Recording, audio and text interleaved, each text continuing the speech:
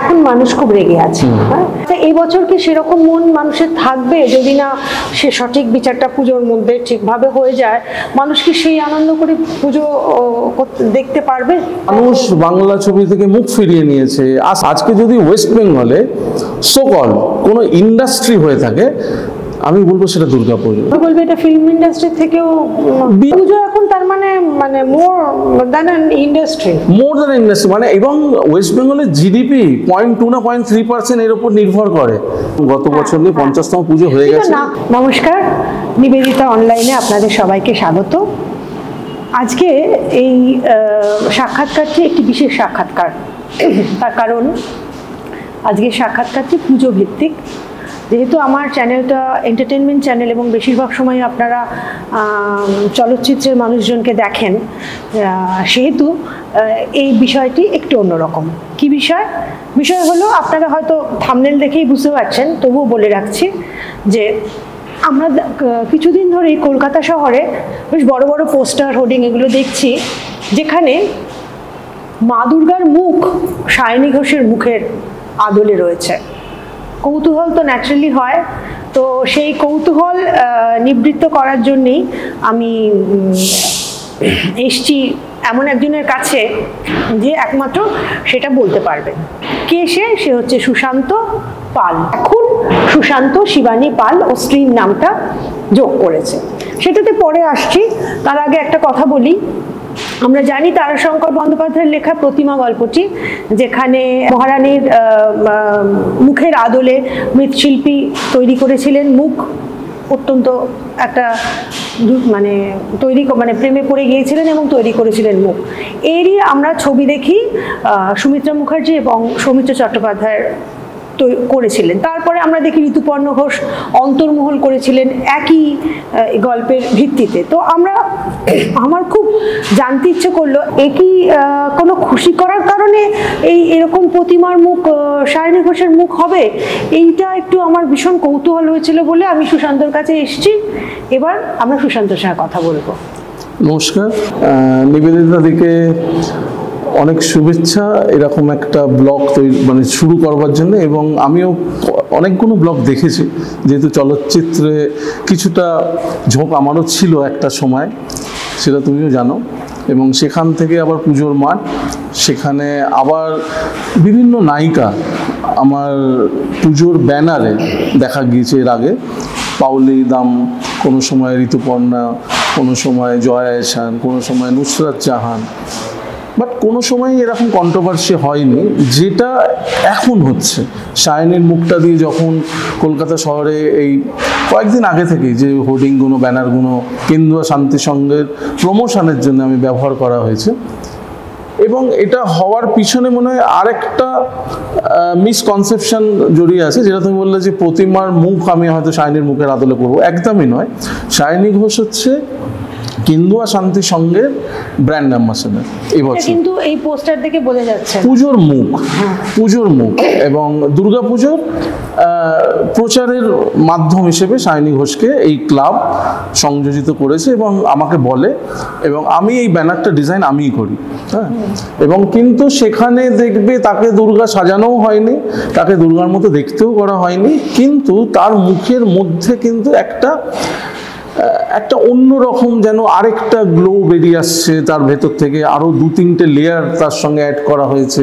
এবং আমার যে বিষয় ভাবনা এবছর কেন্দুয়া শান্তির সঙ্গে যে অনুনাদ, যে রেজোনেন্স, হ্যাঁ, কনসেপচুয়ালি কিন্তু আমি ব্যানারটাও ডিজাইন করেছি এবং তার মুখটা সেইভাবে ব্যবহার করা হয়েছে, কিন্তু কোনোভাবেই তার মুখের আদলে কিন্তু প্রতিমা বানানো হচ্ছে না। এই মিসকনসেপশনটা তোমার চ্যানেল নিয়ে আমি দর্শককে এবং সোশ্যাল মিডিয়ায় যারা এইটা নিয়ে অনেক আলোড়ন তুলছে তাদের কাছে বলতে চাই যে একবার না, এটা যিনি লিখেছেন তার হয়তো আমি লেখা পড়েছি যে এটা সায়নীর মুখের আদলে এই দুর্গা ঠাকুর তৈরি হবে। তিনি আমার কাছে কিন্তু, যেমন তুমি এটা জানতে আমার কাছে এসছো, যেহেতু আমি এই পুজোটাকে ডিজাইন করছি এবং আমার ভাবনা দিয়ে এই পুজোটা হচ্ছে এবং এই ব্যানারটাও আমি ভেবেছি, তিনি কিন্তু আমার কাছে একবারও জিজ্ঞেস করেনি। তিনি তার মতো ওই ব্যানারটা দেখে তার নিজস্ব একটা কনসেপশন এরকম ভাবে একটা সোশ্যাল প্ল্যাটফর্মে দিয়েছে। 1 নম্বর। 2 নম্বর কথা হচ্ছে যে সায়নী কেন?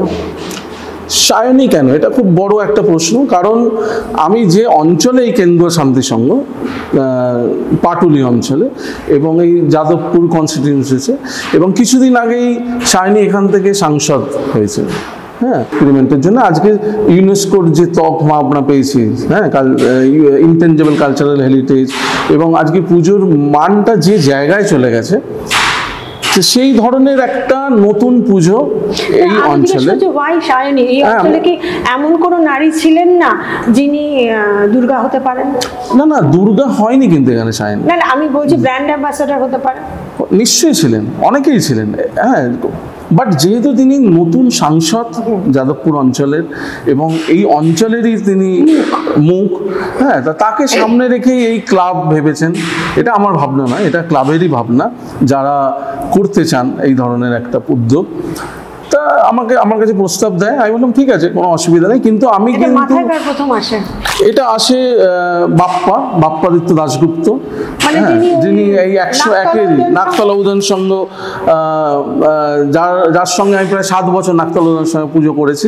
সে এখন আর নাকতলা উদয়ন সঙ্গে উনি ছিলেন, এবং নাকতলা যেদিন থেকে হয়নি সেই দিন থেকে বাপ্পা ওই পুজোটা ধরে এবং আমার সঙ্গে যোগাযোগ হয়, এবং আমি প্রায় 7 বছর নাকতলা এই ধরনের পুজো শুরু করে 2005-এ। হ্যাঁ, আমি প্রথম ওখানে এই ধরনের পুজো শুরু করি। তুই একটা ট্রাং দিয়ে করেছিলি সেটা? হ্যাঁ, ওটা 2018। সেটা খুব কথা হয়েছিল যে পার্থবাবু চলে গেছেন, ট্রাংগুলো রেখে গেছেন। না, সে তো এখন দেখো, এখন এই মানে সমাজ মাধ্যমের মানুষ, এই সাধারণ মানুষের তো এটাই একটা সব থেকে বড় ইউএসপি, যে তাদের যে নিজেদের জ্ঞান, নিজেদের যে সঞ্চয়, নিজেদের যে ধারণা, সেইটা নিয়ে তারা ভাবতেও পারেন এবং সেইটা তারা উগড়ে দেন। তাদের একটা প্ল্যাটফর্ম তৈরি হয়ে গেছে এটা বলার জন্যে। তার মধ্যে কোনো যুক্তি থাকেই না, অনেক সময় যুক্তি থাকেন, তাদের বলতে হয় বলে দেন। এই পুজোটা কেন্দুয়া শান্তি সংঘ পুজোটা, মানে যাদবপুরের এই পুজোটি, এর থিমটা কি? হ্যাঁ, কেন্দুয়া শান্তির সঙ্গে এবার যে বিষয় ভাবনা হচ্ছে অনুনাদ, হচ্ছে রেজোনেন্স। এটা না, মানে আমি একটা রেজোনেন্সকে মানুষকে কিভাবে বোঝাবো, এটা একটা তো উপলব্ধি, হ্যাঁ। এবং রেজোনেন্সটা কি বলতো, তোমার নেওয়ার জায়গাটা একরকম, আবার তোমার সঙ্গে আমিও এখানে রয়েছি, আমি আবার ওইটা কিন্তু ওইভাবে হয়তো নিতেও পারবো না। এটা সকলের ব্যক্তি নির্ভর। মানে আমি একটা জায়গায় রয়েছি, সেই জায়গার ভাইব্রেশনটার ফিলিংসটা আমি কিভাবে নেবো, সেটা কিন্তু আমার নিজের ধারণার মধ্যে থাকবে বা আমার মেন্টাল স্টেটের মধ্যে থাকবে। এটা শুধুমাত্র কিন্তু একটা আর্কিটেকচার নয়, শুধুমাত্র একটা দুর্গা এসে দেখা নয়, শুধুমাত্র একটা পুজোও নয়, এটা একটা শিল্পের একটা নতুন ভাষাকে আমি খোঁজার চেষ্টা করছি। এটা পুরো একটা মানে একটা স্পেসকে ডিজাইন তৈরি করছি, এবং সেখানে দুর্গা হচ্ছে আমার মাধ্যম শিল্পের। মানে লোকের যেমন ধরো একটা যে স্কাল্পচার করে, তার কাছে হয়তো সে কাঠ দিয়ে করতে ভালোবাসে, কেউ টেরাকোটা দিয়ে করতে ভালোবাসে, কেউ হয়তো পেতল দিয়ে করতে ভালোবাসে, কেউ হয়তো শুধু সারা জীবন ক্যানভাসে ছবি এঁকে গেল। আমি সারা জীবন দুর্গা পুজোয় আমার শিল্প করে গেলাম। আমি তো আর্ট কলেজ থেকে বেরিয়ে কোনো হোয়াইট কিউবের শিল্প করিনি। আমি আর্ট কলেজ থেকে বেরিয়ে এমন একজনের সঙ্গে, গভর্নমেন্ট আর্ট কলেজ থেকে টেক্সটাইল ডিজাইন নিয়ে আমি মাস্টার্স করেছি। তা আমার তো এই ধরনের অ্যাক্টিভিটির মধ্যে আমার থাকাই উচিত ছিল না, যে আমি এরকম একটা হিউজ ইনস্টলেশন করছি, একটা সাইট স্পেসিফিক কাজ করছি। কি এই ঘটনাটির আগে, মানে যখন এই চিন্তা ভাবনাগুলো কি এই যে আরজি করের যে ঘটনা ঘটলো তার আগে? একদম। এটা আমরা শুট করেছি আমরা জুলাইয়ের শেষের দিকে। তখনও এই যে এখন ইনসিডেন্টটা চলছে, সেই ইনসিডেন্টটা তখনও হয়নি। ইনসিডেন্টটা হলে কি এরকম করে ভাবা যেত? আমার মনে হচ্ছে এই ইনসিডেন্টটা হলে তো আরো ভাবা যেত। তার কারণ হচ্ছে, একটা নারীর জন্য আমরা বিচার চাইছি, আমিও চাইছি, আমরা প্রত্যেকে চাইছি। আমাদের সমাজে যারা মনে হয় শুভবুদ্ধি সম্পন্ন মানুষ, তারা প্রত্যেকেই চাইছে এটার একটা কঠোর থেকে কঠোরতম শাস্তি হোক, এবং যারাই এর পিছনে জড়িয়ে আছে তাদের প্রত্যেকের মুখ বাইরে আসুক এবং তাদের দৃষ্টান্তমূলক শাস্তি হোক, এটা আমরা চাই। এবং আমি এত বছর ধরে দুর্গাকে নিয়ে কাজ করে যাচ্ছি। দুর্গা একজন নারী শক্তি। আমার কাছে দুর্গা কিন্তু ঠাকুর নয়, সে একজন নারী, সে প্রকৃতি, সে পুরুষও আমার কাছে দুর্গা। হ্যাঁ, আমি সেইভাবেই তাকে সৃষ্টি করি বা সেইভাবেই তাকে ভাবি। তা আমি যদি এখানে একটা নারী সত্তাকেই আমার দুর্গা পুজোর ব্র্যান্ড অ্যাম্বাসাডার করি, সেটা তো নারীর সম্মানই বাড়লো। যেমন আমি আরেকটা বলি, আমি গত বছর যেমন আমার কাজ করতে গিয়ে মনে হলো যেমন আমার শিল্পের ভাষাই দুর্গা হয়ে যাচ্ছে, আমি আমার নামের সঙ্গে দুর্গাকে ইনক্লুড করব। আমি প্রথমে ভেবেছিলাম যে সুশান্ত দুর্গা পাল করব, বাট ফরচুনেটলি আমার যে ওয়াইফ সে শিবানী, শিবানী কিন্তু দুর্গারই একটা প্রতিরূপ। এবং আমি দেখলাম যে আমার শিল্প যেমন দুর্গা ছাড়া কমপ্লিট নয়, আমার জীবনও কিন্তু শিবানী ছাড়া কমপ্লিট নয়। তা আমার আমি শিবানীকে আমার নামের সঙ্গে মানে ইনক্লুড করলাম। এটাও তো আরজিকরের ঘটনার অনেক আগে। তা আমি তো নারী সত্তাকেই সম্মান দিচ্ছি। শুরু করছি। হ্যাঁ, তো এখন কথাটা হচ্ছে যে এখন মানুষ খুব রেগে আছে। রেগে আছে মানে সত্যি কথা বলতে কি, আমি তো পলিটিক্যাল রিপোর্টিং করি না, আমি যেহেতু ফুললি এন্টারটেইনমেন্টের উপরে আছে, কিন্তু এই কথাটা না বললেই নয় যে এখন মানুষ খুব ক্ষিপ্ত এবং মানুষ প্রচুর পুজো প্যান্ডেল থেকে এই 85,000 টাকা তারা ফেরত দিচ্ছে, অনেকেই ইয়ে করছে, অনেকে রেগে আছে, অনেকে পুরস্কার ফেরত দিচ্ছে। এটা যদি শুধুমাত্র দুর্গাপুজো মানে আজ থেকে 20 বছর 25 বছর আগে দুর্গাপুজো হতো, আমি এক কথা বলতাম এই বছর পুজোটা না করলেই হতো। কারণ শুধু পুজোর জন্যে পুজো করাটা দরকার নেই। আগে সমাজের নারীকে যদি আমরা পুজো না করতে পারি, একটা মাটির প্রতিমাকে পুজো করে কোনো লাভ নেই। আচ্ছা, কিন্তু এখন দুর্গাপুজো যে জায়গায় গিয়ে পৌঁছেছে সেটা শুধুমাত্র পুজোয় সীমাবদ্ধ নেই, একটা অর্থনীতি এবং বিশাল অর্থনীতি। শুধু অর্থনীতি না, আজকে যদি ওয়েস্ট বেঙ্গলে সোকল কোনো ইন্ডাস্ট্রি হয়ে থাকে, আমি বলবো সেটা দুর্গাপুজো, যার জন্য কোনো জমি লাগে না, যার জন্য কোনো আলাদা ইনফ্রাস্ট্রাকচার লাগে না। বলবে এটা ফিল্ম ইন্ডাস্ট্রি থেকেও বিশাল বড়। আমি 13 বছর একটা ফিল্ম ইন্ডাস্ট্রির সঙ্গে এমন একটা লোকের সঙ্গে ছিলাম, তুমি জানো, ঋতুপর্ণ ঘোষের সঙ্গে। এবং সেই সময় থাকাকালীন আমি যেটা ফিল করেছিলাম যে সেই সময় ন্যাশনাল অ্যাওয়ার্ডও পেয়েছিস চোখের বালিতে। তা সেই সময় কলকাতার বাংলা ফিল্ম ইন্ডাস্ট্রির বাজেটটাই তো নির্ধারণ করে একটা ইন্ডাস্ট্রি কিভাবে ফ্লারিশ করছে। বাজেট যেরকম ছিল, আর আজকের দিনে যদি দেখো বাজেটটা কিন্তু 10 to 20% মতো ফ্লারিশ করেছে। কিন্তু এখনো আমার মনে হয় 1 কোটির নিচে চলচ্চিত্র 60 থেকে 70% হয় ফিল্মে, মানে আমাদের ইন্ডাস্ট্রিতে। আর হয়তো 7 কোটি 8 কোটি অ্যাবভ এরকম বাজেটের ফিল্ম হয়তো বছরে 5টা 6টা হয়। এই রেশিওটা কিন্তু সেই সময় ছিল। ঋতুদা হয়তো চোখের বালি করেছেন 5 কোটি। থেকে কমে গেছে, হল কমে গেছে, মাল্টিপ্লেক্স বেড়েছে, সিনেমার মান কমে গেছে, মানুষ বাংলা ছবি থেকে মুখ ফিরিয়ে নিয়েছে। আস্তে আস্তে সেটা কিভাবে নতুন পর্যায়ে নিয়ে আসা যায় সবাই চেষ্টা করছে। কিন্তু আমি বলছি সেই জায়গায় যদি তুমি পুজোর ইন্ডাস্ট্রিটা দেখো, আজকে 1999 আমি প্রথম পুজো শুরু করেছিলাম। সেই সময় যে পুজোটা আমি করেছিলাম তার বাজেট ছিল 99,000 টাকা। আমি এবছর কলকাতা শহরে পুজো করছি অ্যাবভ 3 crore বাজেট, 3 কোটি টাকার উপরে বাজেট।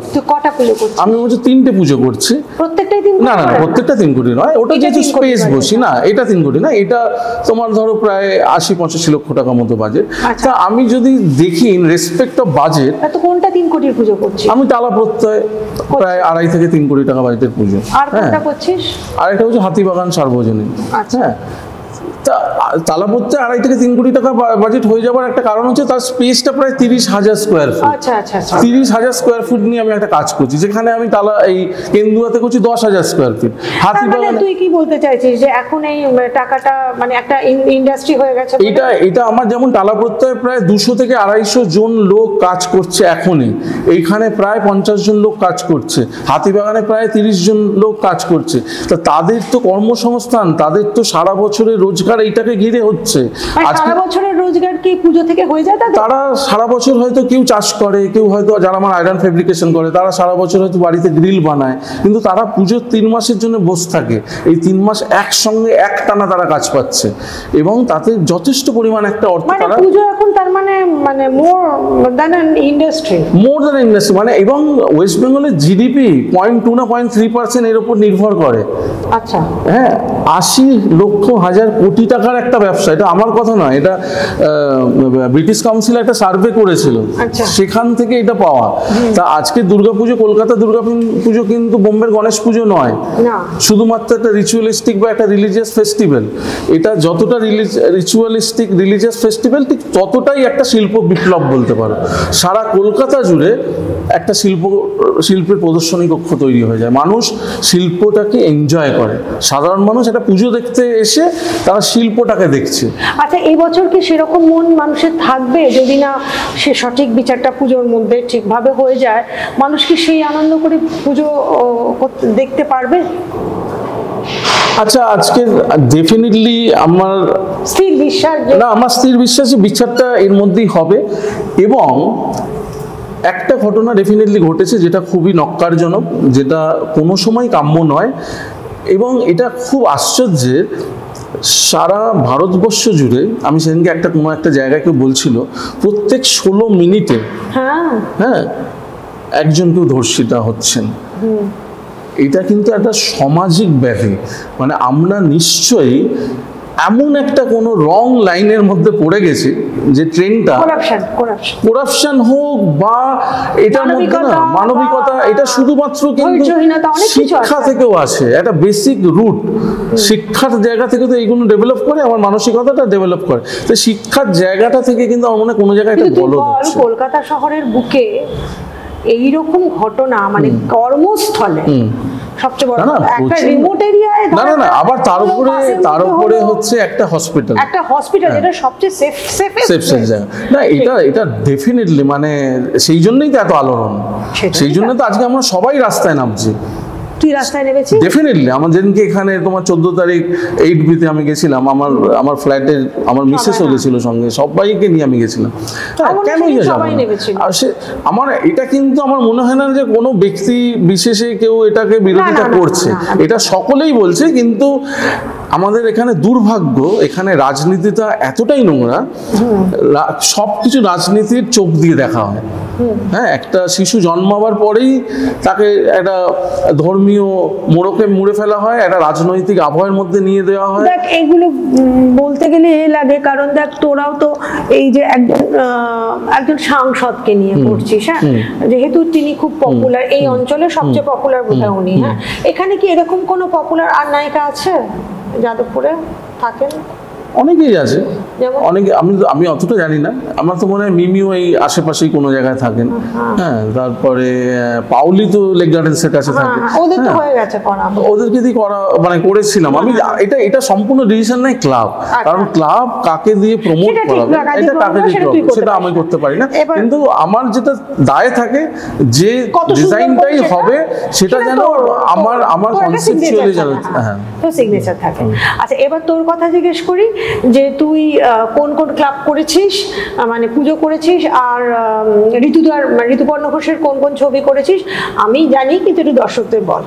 না, ঋতুদার সঙ্গে আমার প্রথম আলাপ হয় বাড়িওয়ালি ছবিতে। সেই সময় আমি কলেজ থেকে সবে, মানে আমার গ্র্যাজুয়েশন হচ্ছে 98-এ। তা ওনার কিছু কমিশন মার্ক করে দিয়েছিলাম বাড়িওয়ালিতে, ওনার কিছু কাঁথার ডিজাইন দরকার ছিল। তারপরে শুভ মহারত, কি বলে, উৎসব, হ্যাঁ, তিতলি, এখানেও কিছু কিছু জিনিস দরকার। তখন আমার যেহেতু বুটিক ছিল, তুমি জানো আমার স্টেপ বলে যে বুটিকটা ছিল, তা সেখানে প্রোডাকশন ইউনিট ছিল। তা ঋতুদার যা যা দরকার হতো, ঋতুদার নিজস্ব জামা কাপড়, ঋতুদা তো খুব পোশাক মানে নিয়ে এক্সপেরিমেন্ট করতেন। তা আমাকে যখন পেয়ে গেছিলেন, সেই সময় আমাকে দিয়ে অনেক কিছু এক্সপেরিমেন্ট আমি ওনার পোশাকই করেছিলাম। তা ওই ফিল্মগুলোতে করেছি। বাট চোখের বালির সময় ঋতুদা বললেন 2003-এ যে এই ছবিটাতে তুই পুরোটা থাক as a core member, unit member, এবং কস্টিউমটা তুই দেখবি। আর বিবিদি ছিলেন, বিবি রয় আমার সঙ্গে ছিলেন, ইন্টেরিয়ারটা দেখছিলেন। চিঙ্কুদা তো আর্ট ডিরেক্টর ছিল, ইন্দ্রনীল ঘোষ। তা ওই প্রথম ফিল্মে ঋতুদার সঙ্গে অ্যাসোসিয়েটেড হয়ে যাওয়া, কোর ইউনিট মেম্বার হওয়া। এবং সেই চোখের বালিতে আবার একটা সাকসেস, যে ন্যাশনাল অ্যাওয়ার্ড, তারপর থেকে ঋতুদার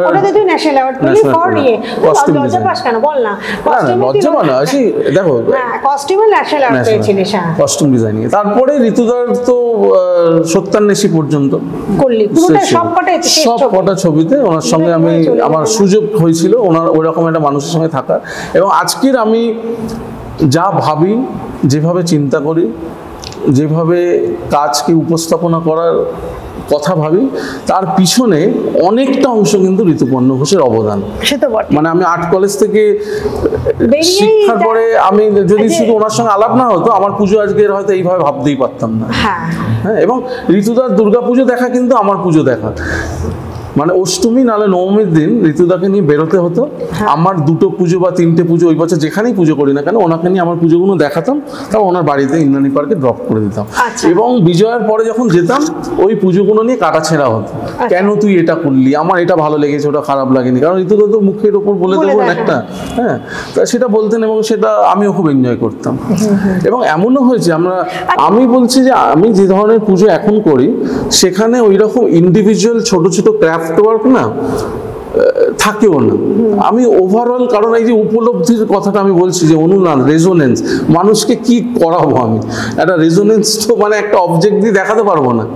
তো এই যে পুজোটা হবে, মানে যেটা নিয়ে আমি কথা বলতে এসেছি, এর প্রতিমা কি, মানে কিসের হবে, কি রকম হবে? মাটির হবে। আমি মাটির প্রতিমাটা বিশ্বাস করি, কারণ এই যে মাটির প্রতিমাটা আমরা সাবেকি যেরকম দেখি না, না, একদমই না। ওই সাবেকি আর নন সাবেকি না, এই ব্যাপারটা আমার খুব গোলমেলে লাগে।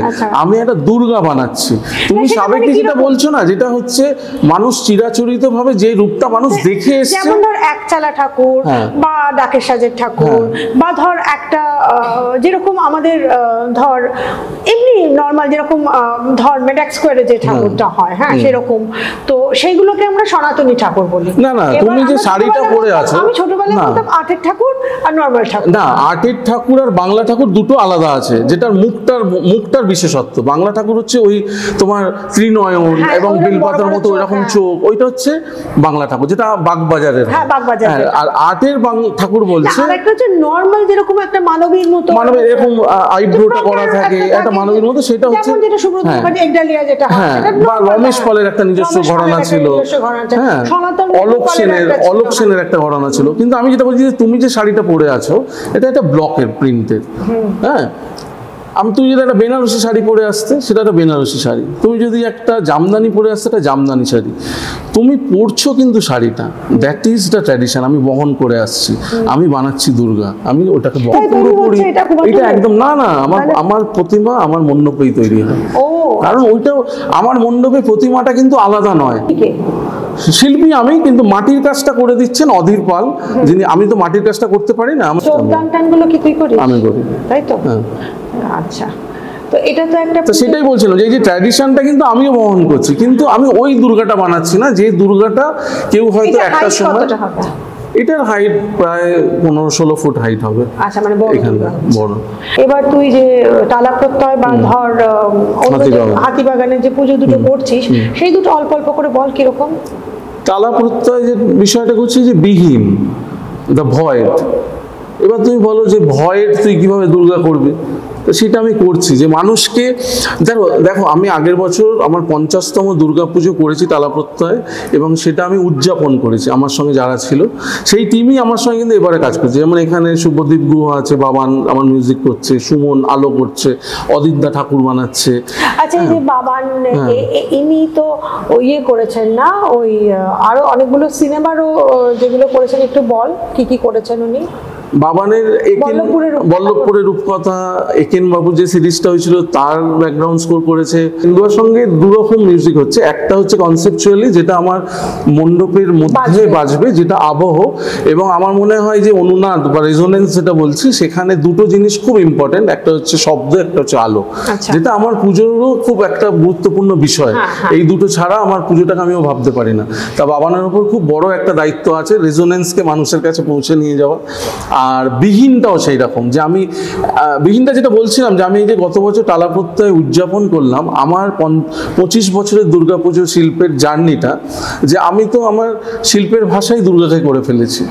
করতে করতে কখন যে দুর্গার আমি একাত্ম হয়ে গেছি একটা জায়গায়, মানে একজন শিল্পী তো তার শিল্পর সঙ্গেই যাপন করে, তা আমি আমার দুর্গার সঙ্গেই কিন্তু যাপন করছি আননোয়িংলি। তা আমি সেটা পাবলিকলি গত বছর আমি টালা প্রত্যয় 13 দিন আমি ওখানে ছিলাম দুর্গার পাশে।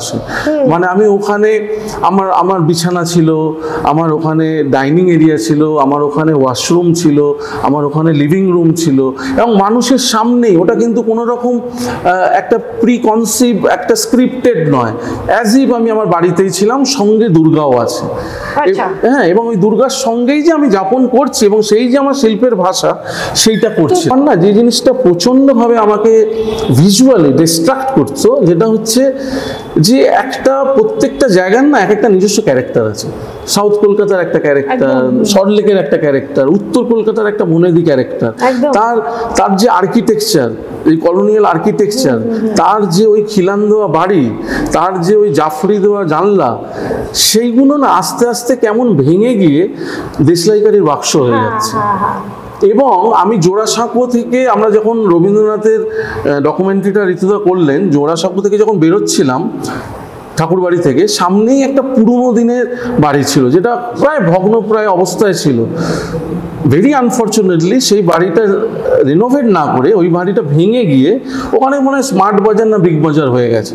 তুমি একবার চিন্তা করো, যে রাস্তা থেকে অবন ঠাকুর, রবি ঠাকুর বেরোচ্ছেন ট্রাম লাইন দিয়ে, ওরা হয়তো সুতানদীতে যাচ্ছেন, ওইরকম একটা অঞ্চলে, ওখান থেকে বেরিয়ে আমি সামনে ওইরকম একটা স্টিল ফেব্রিকেটের একটা বিগ বাজার বা স্মার্ট বাজারের আর্কিটেকচার দেখছি।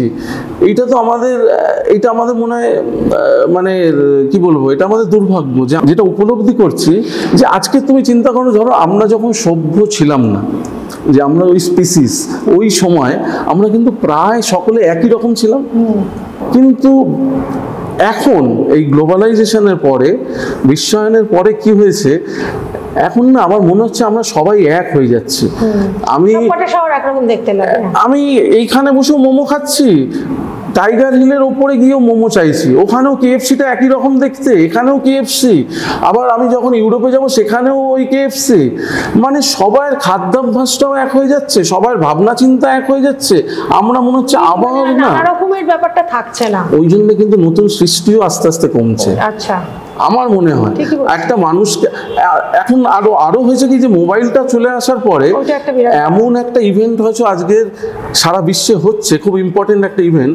তুমি যদি রিসার্চ করে দেখবে, হয়তো 60% মানুষ ওই 5 মিনিট সবাই ওইটাই দেখছে। কারণ আগে হয়তো বিনোদন শুধু আমরা টিভিতে দেখতাম, এখন তো টিভি তোমার হাতের মধ্যে। তার মানে তুমি একটা হিউজ পপুলেশন এক টাইমে একই জিনিস দেখছে। তা এইটার ফলটা আমার মনে হয় না আস্তে আস্তে আমাদের সবাই ভাবনা চিন্তা করে যদি এক হয়ে যায়, আমরা আবার কিন্তু ওই আদিম একটা সভ্যতার মধ্যে ফিরে যাবো, যেটা খুব এটা ভয়ঙ্কর ব্যাপার হয়ে যাবে। যে তুমিও যে জিনিসটা পড়ে আসছো, আমিও সেই জিনিসটা পড়ে আসছি, তুমি বৈচিত্র্য থাকবে না। আগে যদি বৈচিত্র্য না থাকে, সৃষ্টি হবে কি করে? ঠিকই। হ্যাঁ, তা আমার ওই হাতিবাগানের কাজটা হচ্ছে প্রকরণ, যা প্রসেস।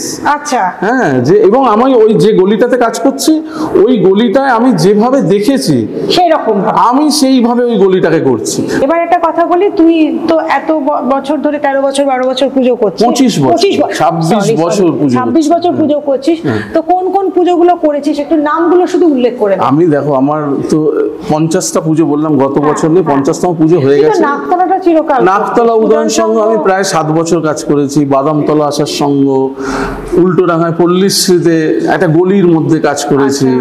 তারপরে সংঘশ্রীতে আমি কাজ করেছি, হরিদেবপুরে কাজ করেছি, বিবেকানন্দ পার্ক অ্যাথলেটিকে। সন্তোষপুর এলাকায় 3টে পুজো হয়, 3টে পুজোতে আমি কাজ করি। লেকপল্লী, এভিনিউ সাউথ, সন্তোষপুর ত্রিকোণ পার্ক, সেলিমপুর পল্লীতে কাজ করেছি, 21 পল্লীতে কাজ করেছি। মানে সারা কলকাতায় বলতে পারো ছড়িয়ে ছড়িয়ে মানে অনেক কাজ করেছি। তবে অনেক ক্লাবে এখনো কাজ করা হয়নি। তোর এই যে পুজোর সময় যে রোজগার হয়, তাতে কি তোর সারা বছরে তোর মোটামুটি মানে ইনকামের দিকটা একটা ভালো মতো হয়ে যায়? আমার চাহিদা কিন্তু ওই নীতা আম্বানির মতো নয় যে রেগুলার চা খাবো। হ্যাঁ, সুতরাং আমার চাহিদা হচ্ছে আমি যেটুখানি সময় এই পৃথিবীতে থাকবো, আমি আমার নিজের মতো করে থাকবো। না, ঘুরিয়ে যাচ্ছে না, ডেফিনেট আমার যেটুখানি চাহিদা সেইটুখানি আমার পুষিয়ে যায়। তোমার চ্যানেলের মাধ্যমে আমি দর্শককে আহ্বান জানাচ্ছি, আমার 3টে এক্সিবিশন দেখতে আসুন, নিরাশ হবেন না। সারা বছর তুই বাকি সময়টা কি করিস? পুজোটা তো ধর 4 মাসের একটা, বাকি সময়টা আমি দুর্গাকে নিয়েই থাকি।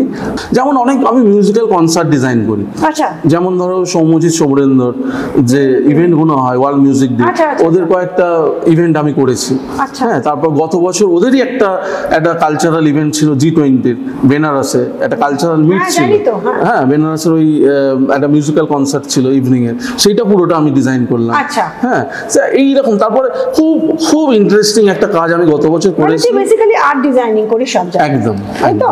ভিজুয়াল আর্ট হ্যাঁ, করি, এসব করিস তাই তো? ভিজুয়াল আমি আমার শিল্পটাকে নিয়ে আছি, হ্যাঁ হ্যাঁ হ্যাঁ। তার বাইরে এবং কিছু পারি না, হ্যাঁ, তার বাইরে কিছু পারি না।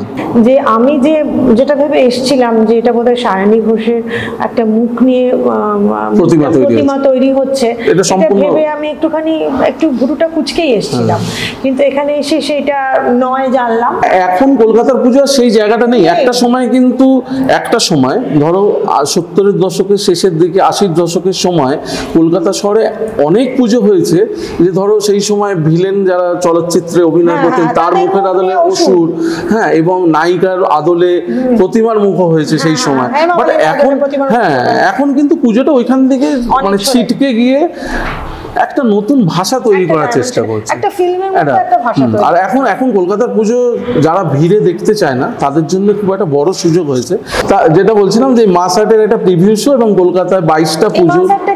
মাস আর্ট হচ্ছে একটা অর্গানাইজেশন, একটা ইভেন্ট, মানে এনজিও বলতে পারো, বেসিক্যালি নন প্রফিট অর্গানাইজেশন। তারা একটা ইভেন্ট তৈরি করছে কলকাতার দুর্গাপুজোটাকে সঙ্গে নিয়ে, এবং যে মুহূর্তে ওই 2021-এর পরে যখন ইউনেস্কো ডিসেম্বর মাসে অ্যানাউন্স করলো যে ইনট্যাঞ্জেবল কালচারাল হেরিটেজ, ইউনেস্কোর প্রতিনিধিদের সঙ্গে নিয়ে 2022 থেকে প্রথম শুরু হয় যে প্রিভিউ শো। সেটা ব্যাপারটা কি, যে পুজোর আগে পুজো দেখা, এবং সন্ধ্যে 6টা থেকে ভোর 5টা পর্যন্ত, যে এটা একটা টিকিটিং শো। যারা ওই পাসটা সংগ্রহ করবে তারা ওই 22টা পুজোকে অ্যাক্সেস করতে পারবে, হ্যাঁ, উইদাউট এনি ক্রাউড। ওই সময় বাইরের ক্রাউড অ্যালাউ না, যারা ওই মানে ওই পাঁচটা যাদের কাছে থাকবে তারাই পুজোটা দেখতে পারবে। এবং অনেক বিদেশি ডেলিগেটস আসছেন সারা বাংলা, মানে ভারতবর্ষ, তারা বিশ্ব থেকে অনেক আর্টিস্ট, আর্কিটেক্ট তারা আসছেন। আচ্ছা, যে বিদেশে বিভিন্ন পুজো হয়, তার সেখান থেকে তোর কোনো আহ্বান আসেনি? না, বিদেশে যে পুজো হয় না, আহ্বান ঘরের মধ্যে হয়। আর তারা কলকাতার পুজো যেমন হয় সেই রকম পুজো আমি দিল্লিতে এক বছর একটা পুজো করেছিলাম। আচ্ছা, তারা মানে বাই চান্স কিভাবে এসে গেছিল কলকাতা শহরে 2009-তে, তাদের 25 বছর ছিল ওই বছর। তা আমাকে নিয়ে যায়, তা আমি এরকমই একটা পুজো ওদের ওখানে গিয়ে করে দিয়েছিলাম 2009। তারপর থেকে ওরা প্রত্যেক বছর পুরো ফ্যামিলি নিয়ে আমাদের পুজো দেখতে আসে। আচ্ছা আচ্ছা আচ্ছা। তা কলকাতার পুজো যারা এখনো দেখেনি তারা যে কি মিস করছে। সারা পৃথিবীতে এই ধরনের মানে শিল্পের উৎসব, আমি ধর্মীয় উৎসবটাকে বাদ দিলাম, কারণ ধর্মের উৎসবের বেড়াজাল টপকে গিয়ে অনেক দূরে চলে গেছে এখন দুর্গাপুজো, এবং ধর্মটা কোথায় যে শিল্পের সঙ্গে একাত্ম হয়ে গেছে। এবং শিল্পটাও কিন্তু শিল্পীর ধর্ম, জানো তা? মানুষের ধর্ম যেমন ওই দুর্গা, শিবলিঙ্গ বলছো, আমার ধর্ম কিন্তু আমার শিল্প, এবং আমার শিল্প কিন্তু দুর্গা। তার মানে ঘুরে ফিরে সব মিলে যাচ্ছে, দেখেছো তো? সুতরাং এই শিল্পের ভাষা যখন ওই ধর্মটা হয়ে যাচ্ছে, শিল্প আর ধর্ম এখানে এক হয়ে গেছে। সঙ্গে যেটা নতুন সংযোজন, এটা হচ্ছে বাংলার সব থেকে বড় ইন্ডাস্ট্রি।